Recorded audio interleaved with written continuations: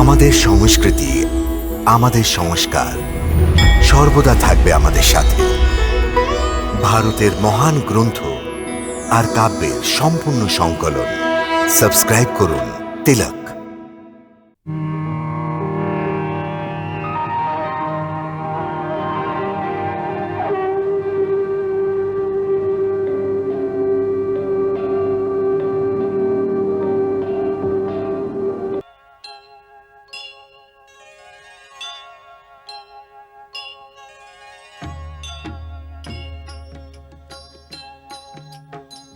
সীতারাম চরিত উন্নতি, মধুর সরস মনোহর অনুভূতি।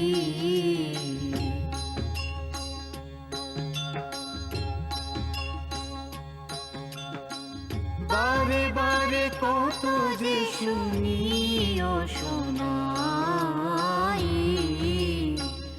মনের পিপাসা তবুও মেটে না।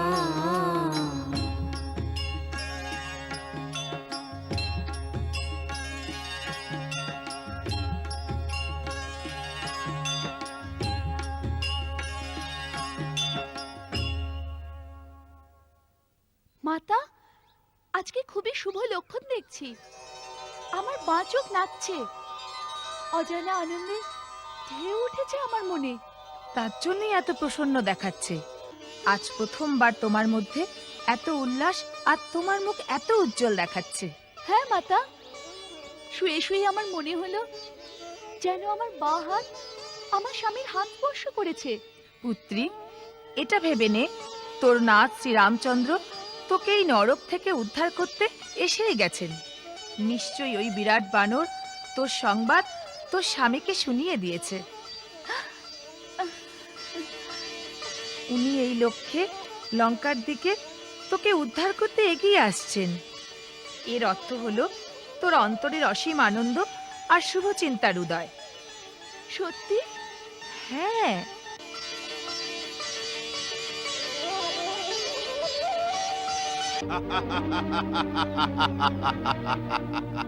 সহসা বড় অশুভ লক্ষণ দেখা দিচ্ছে নাথ।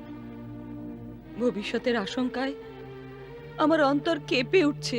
আশঙ্কা? আমাকে জিজ্ঞেস না করে এই অশুভ লক্ষণ লঙ্কায় পৌঁছলো কি করে? এটা হাসিতে উড়িয়ে দেওয়ার মতো কথা নয় মহারাজ। আমি আপনাকে যা কিছু নিবেদন করছি তা স্বপ্ন নয়, সত্যির অনুভব থেকেই আমি বলছি। আমার ভীষণ ভয় করছে স্বামী। স্ত্রীলোকেরা স্বভাবেই ভীত হয়। ওই রকম ভীতু আমি নই মহারাজ। আমি ত্রিলোক বিজেতা দশানন লঙ্কেশের পাঠ রানী।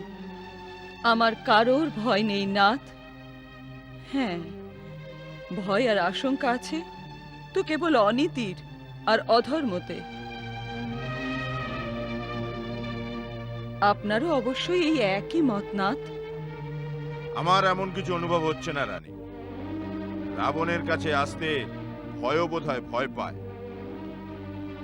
না মহারাজ, প্রত্যেক প্রাণীর অন্তরাত্মা তাকে অবশ্যই সতর্ক করে দেয়।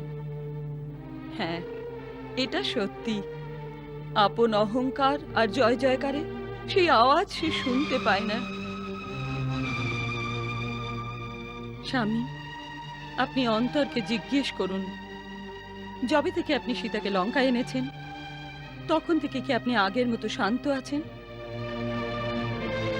আপনি দেখতে পাচ্ছেন না তখন থেকে কিছু না কিছু অমঙ্গল সূচক ঘটনা ঘটছে? কি অমঙ্গল হচ্ছে? আমি পুজো করতে বসেছি, কিন্তু তাতে মন দিতে পারছি না। যজ্ঞ ভবনের শুদ্ধ অগ্নি থেকে দিব্য গন্ধের বদলে দুর্গন্ধ আসছে। ধোঁয়ায় কালিমাময় মলিনতা চেয়ে থাকছে। বেদ পাঠ করতে বসছি, অথচ বেদ মন্ত্র ভুলে যাচ্ছি।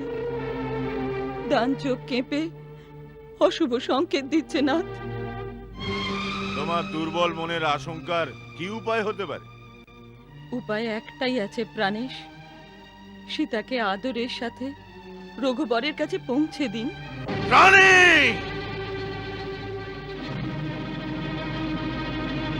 এইবার বোঝা গেল তোমার আসল অমঙ্গলের আশঙ্কার কারণ সীতার সতীন হবার ভয়। না, সীতা আমার সতীন নয়। কিন্তু হবে, অবশ্যই হবে। আর সেই দিন তোমাকে পাট রানীর পদ হারাতে হবে। এই অমঙ্গলের আশঙ্কায় অধীর থাকো তুমি। মঙ্গল হোক আর অমঙ্গল, এখন থেকে সীতা বাঁচবেও লঙ্কায়, মরবেও লঙ্কায়। কি ব্যাপার? এই নাদ কিসের জন্য? ত্রিলোক বিজেতা লঙ্কেশ্বর মহারাজের জয় হোক। গুপ্তচর সংবাদ এনেছে মহারাজ। কি সমাচার এনেছে? মহারাজ, সংবাদ এই যে সীতার প্রতি রাম নিজের ভাই লক্ষণ আর কিষ্কিন্ধার রাজা সুগ্রীবের বিরাট বানর বাহিনীর সঙ্গে সিন্ধুর ওপারে এসে গেছে।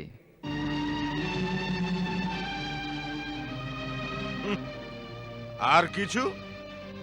আজ্ঞে না মহারাজ। ঠিক আছে, যাও।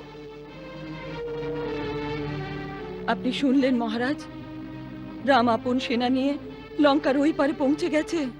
রানী মন্দোদরী, ওই পার আর এই পারে আকাশ আর পাতালের তফাৎ। স্বামী, ওনার এক দূত লঙ্কায় এসে সারা রাজ্যে হাহাকার তৈরি করে দিয়েছিল। একটু ভাবুন স্বামী, বিচার দিয়ে, বিবেক দিয়ে, নীতি অনীতির বিবেচনা করে বিচার করুন নাথ। বিচার বিবেচনার কাজ মন্ত্রীদের সাথে করতে হয়। বুদ্ধিমান, বিচক্ষণ, নীতি নিপুণ মন্ত্রীরা আর মহারথী যোদ্ধার অভাব নেই লঙ্কেশ্বরের রাজ দরবারে। যা কিছু চিন্তা ভাবনা হবে রাজ দরবারে হবে। করতে থাকেন মন্দোদরী বারংবার সচেতন, অভিমানী বোঝে না তো সংকটের পরিণাম। অভিমানী বোঝে না তো সংকটের পরিণাম। প্রতিপল সীতা ভাবে কবে আসবেন শ্রীরাম। অসুর দুরাত্মা পাবে কর্মের পরিণাম। কবে আসবেন পুত্রী, শ্রীরাম। পুত্রী, পুত্রী, সারা নগরে চর্চা হচ্ছে। কি চর্চা হচ্ছে মাতা? শ্রীরামের সেনারা সমুদ্রের ওপারে পৌঁছে গেছেন। গুপ্তচর এই সংবাদ এনেছেন। সত্যি সত্যি আসছে আমার নাম দেবর আসছে, সত্যি আসছে। হ্যাঁ, আমার স্বপ্ন সত্যি হওয়ার সময় এসে গেছে। হে আম্মা, হে গৌরী মাতা, তোমরাই আমার স্বপ্ন সত্যি করেছো, তোমরাই আমার স্বপ্ন সত্যি করবে। একে স্বপ্ন বলো না সীতা, এ একেবারে ধ্রুব সত্য কথা। এ কথা শুনে হয়তো লঙ্কেশ্বরও চিন্তায় পড়ে গেছেন।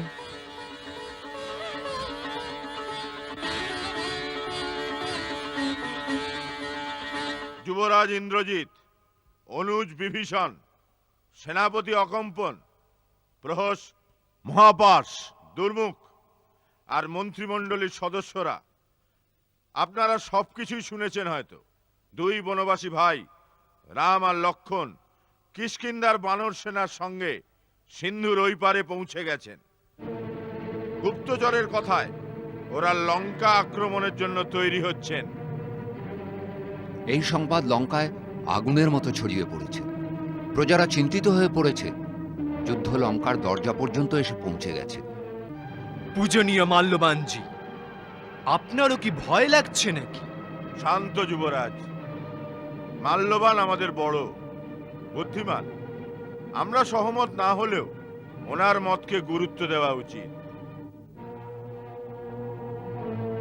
সভাসদগণ, যখনই কোনো জটিল সমস্যা এসেছে আমি আপনাদের সঙ্গে আলোচনা করেই পদক্ষেপ নিয়েছি। সেদিন সভায় বেঁধে নিয়ে আসা হনুমানের বধের সিদ্ধান্তে বিভীষণ সম্মত না হওয়ায় আমরা তা ত্যাগ করেছিলাম। ওটাই তো ভুল হয়েছিল। ওই দিন ওই বানরকে শেষ করে দিলে আজ এই সমস্যাই সামনে আসতো না। না ও জীবিত ফিরে যেত, আর না ওরা দুজনে এখানকার খোঁজ পেত।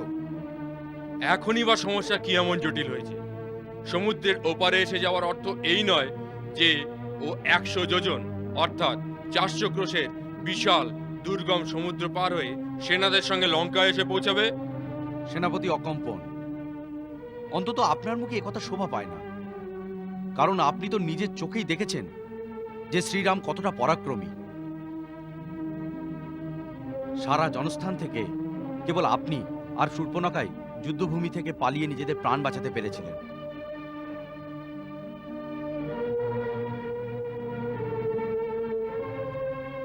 মহারাজ, আমাদের এটা ভোলা উচিত নয় যে শত্রুর এক দূত হনুমান সমুদ্র লাফিয়ে লঙ্কা পর্যন্ত পৌঁছে গেছিল, অর্থাৎ লঙ্কানগরী এখন আর দুর্গম নেই। ওই একলা বানরই সারা লঙ্কায় আগুন লাগিয়ে দিয়েছিল। আমাদের বড় বড় শূরবীর মহাবলী নগরের রক্ষক হতচকিত হয়ে গেল।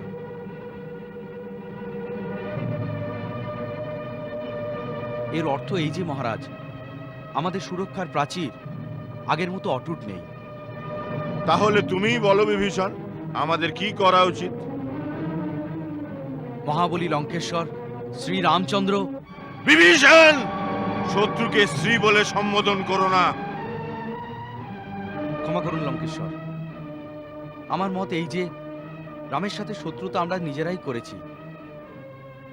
কোনো সময় প্রথমে উনি প্রহার করেননি।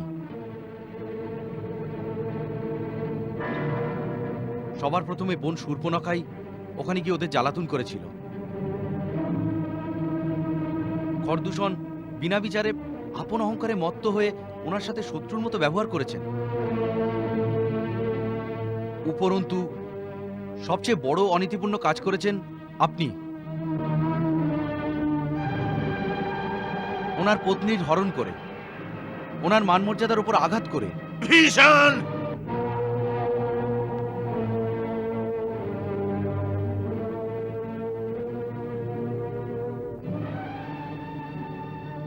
আজ্ঞে হ্যাঁ মহারাজ, আমরাই ভুল করেছি, আর আমাদেরই ভুল শুধরে নিয়ে দেবী সীতাকে সসম্মানে ওনার পতির কাছে পৌঁছে দেওয়া উচিত।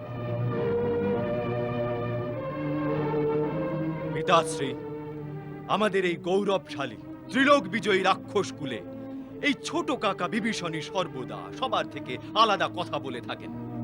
আমি রাক্ষস কুলের নই, আমি পরম পুণ্যাত্মা মহর্ষি উলুক্ষের বংশজ।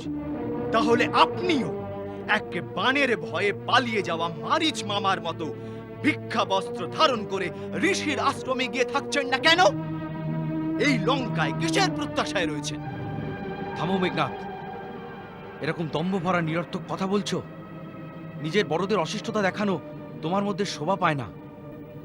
তুমি এখন অনুভবহীন বালক। বালক আমি? দেবতাদের গর্বকে দলন করতে পারা, বড় বড় শূরবীর দৈত্য নাগকুলকে শোকার্ত করতে পারা, ঐরাবত হাতির দাঁত উপড়ে দেবরাজ ইন্দ্রকে আকাশ থেকে ছুঁড়ে পৃথিবীতে ফেলতে পারা ইন্দ্রজিৎ এক অনুভবহীন বালক।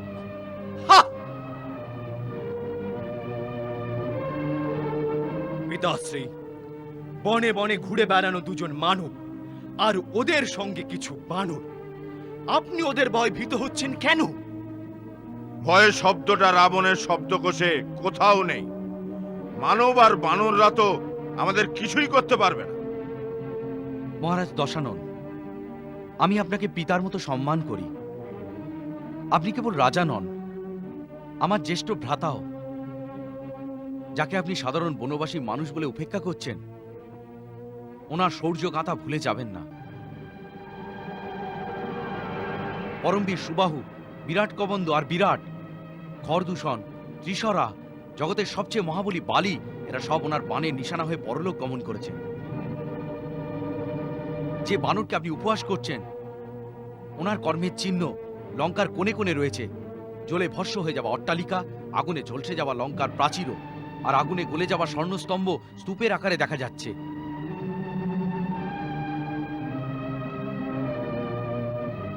হে তাতো, আমি আমার বিশ্রবা বংশের মঙ্গলের জন্যই এ কথা বলছি। ভালোর জন্য বলছো নাকি কাপুরুষতার পরিচয় দিচ্ছ?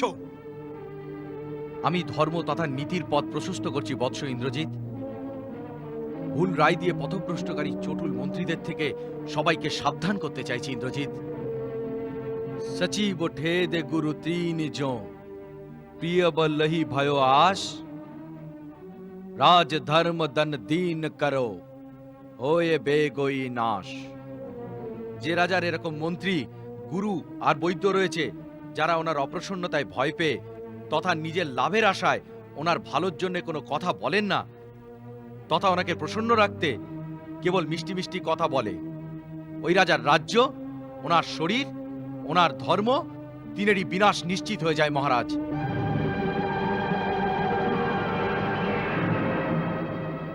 মহারাজ লঙ্কেশ, আমার পূজনীয় ভ্রাতা, কখনো কখনো কাম আর ক্রোধের উত্তেজনার বশে কুমতি মানুষকে বিপদের দিকে টেনে নিয়ে যায়, কিন্তু আপন ভুল ভাঙার সাথে সাথে তা শুধরে নেওয়াই বুদ্ধিমানের কাজ। হে দশানন, আপনি মদমত্ত হয়ে এক পরনারীকে নাগপাশের সমান আপন গলায় বেঁধে নিয়ে এসেছেন, যা মহারাজ ও রাক্ষস কুলের জন্য কাল রাত্রির সমান। বিভীষণ, তুমি ছাড়া অন্য কেউ যদি এই কথা বলতো তাহলে এক্ষুনি তাকে প্রাণ হারাতে হতো। ক্ষমা ক্ষমা লঙ্কেশ্বর, আলোচনা সবাই এরকম প্রকোপ শোভা পায় না। হে বেদব্যতা, একটু বিবেক দিয়ে কাজ করুন। যে পরনারীকে নিজের ইচ্ছার বিরুদ্ধে পাশবিক বল দ্বারা হরণ করা হয়, এরকম নারী বিষধারী প্রাণীর দংশনের সমান হয়। এই জন্য আমি আপনার কাছে হাত জোর করে প্রার্থনা করছি দাদা, যে সীতাকে সম্মানের সাথে ওনার পতির কাছে পৌঁছে দিন। এতে আপনার মান কমবে না, বরং ত্রিলোকেতে তা উজ্জ্বল হবে। মান বাড়বে না, ত্রিলোকে কাপুরুষ বলবে। যেখানেই বীর পুরুষদের সভা হবে সেখানেই আমাকে উপহাস করবে। বীর পুরুষ একবার যে পদক্ষেপ নেয় তার থেকে সরে গেলে বীরত্বে কালিমা লেগে যায়। কিন্তু নীতি নীতি নীতি শক্তিহীন পুরুষের তৈরি এমন একটা জাল যেখানে বীর পুরুষ কখনো পড়ে না। নীতি শক্তির সেবিকা। শক্তিশালীরা যা করে তাই নীতি, তাই ধর্ম। না ভাই না, এটা অধর্ম, আর অধর্ম কখনো ধর্মের স্থান নিতে পারে না। এই ক্রোধ, শারীরিক বাহুবল ধর্মকে কখনো মেটাতে পারে না। ধর্মের কাছে আধ্যাত্মিক বল আছে, ওর সাথে দৈবিক বিধানের শক্তি আছে। কেবল আপনার এই অধার্মিক কাজে সমস্ত কুলের বিনাশ হয়ে যাবে। আমি আমার কুলের কল্যাণের জন্য আপনার চরণ ছুঁয়ে প্রার্থনা করছি। পা ছুঁয়ে প্রার্থনা নয়, দশাননের গর্বিত শির শত্রুর চরণে ঝুঁকিয়ে দেবার ষড়যন্ত্র করছ। আমি জানতে পেরেছি যে ওই বানর প্রথমে তোর ঘরে এসেছিল, তুই সীতার কথা বলেছিস। ও সারা লঙ্কায় আগুন লাগিয়েছে, কিন্তু তোর ঘরই বাঁচিয়েছে। ঘরের সুখ বিনাশকারী তুই বাল্যকাল থেকেই আমার বিরোধী ছিলি। সারা লঙ্কায় কেবল তুই নিজের ভাইয়ের সঙ্গে থেকেও নিজেকে সবসময় আলাদা করে রেখেছিস। আমাকে ধর্ম আর নীতি শেখাতে এসেছিস? যা কুলাঙ্গার, ঘরের শত্রু ওই বনবাসীদের গিয়ে নীতি শেখা, যাদের ওপর তোর এত সহানুভূতি। যা। দাদা, আমাকে ভুল বুঝবেন না, আপনি আমার পিতার মতো। আমি নিঃস্বার্থ আর নিষ্ঠার সঙ্গে আপনার ভালোই চেয়েছি, সর্বদা আপনার মঙ্গল কামনা করে এসেছি। এই জন্য আমি আবার আপনার চরণ ছুঁয়ে প্রার্থনা করছি যে শ্রীরাম ত্রিলোকের স্বামী, ওনার সাথে শত্রুতা করবেন না মহারাজ। যা কুলের কলঙ্ক, যা আমার চোখের সামনে থেকে দূর হয়ে যা। যা, লঙ্কায় তোর কোনো স্থান নেই। যা।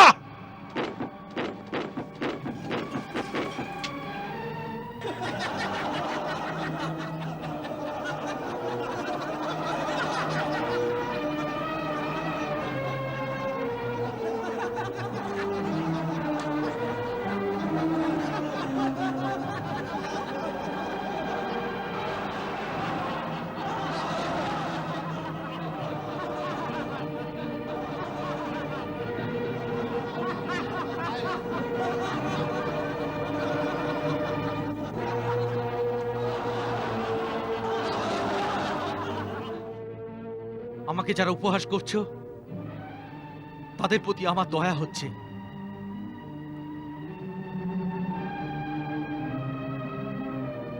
আমি তোমাদের সবার মাথার উপর উদিত হওয়া কালকে দেখতে পাচ্ছি।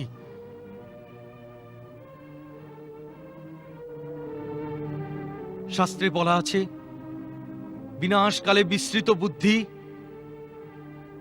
আপন বিনাশের দিকে যাওয়া প্রাণীকেও যদি ভগবান কল্যাণের কথা শোনাতে আসেন, তখন আপন অহংকারে মদমত্র ওই প্রাণীও ভগবানকেও পাগল ভাবতে থাকেন।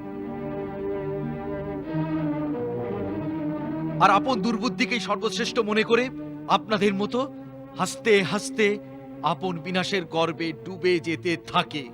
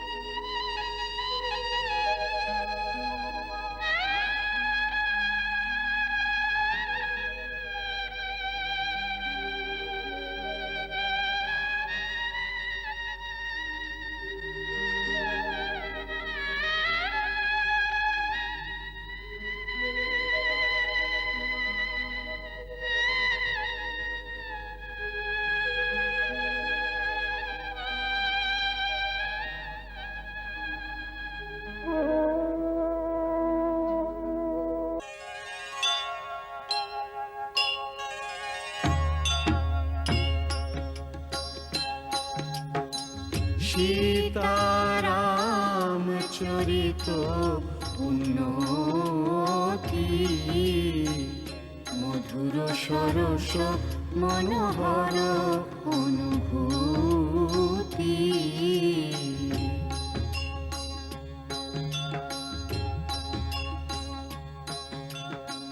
বারে বারে কত যে শুনিও শোনা